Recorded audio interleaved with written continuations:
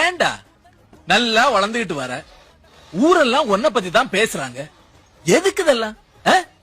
வேணும்னா 2 நாள் எங்கேயாவது கூட்டிட்டு போ, சந்தோஷமா இரு. அத விட்டுட்டு பாவம் புண்ணியன்னு காலங்காத்தால வந்து தபாஷ் பண்றான்.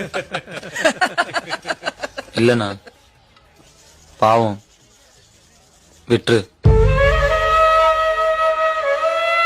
என்ன மிரட்டுறியா?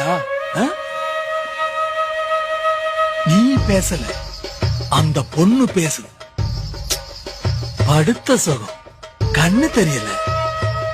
என்ன சொன்னா? நீ பெரிய ஆளு, உனக்கெல்லாம் பயந்துருவாங்கண்ணா. குழந்தை எவ்வளவு பார்த்திருப்பேன். தெரிஞ்ச பையங்கிறாலதான் பொறுமையா பேசிட்டு இருக்கேன். போ.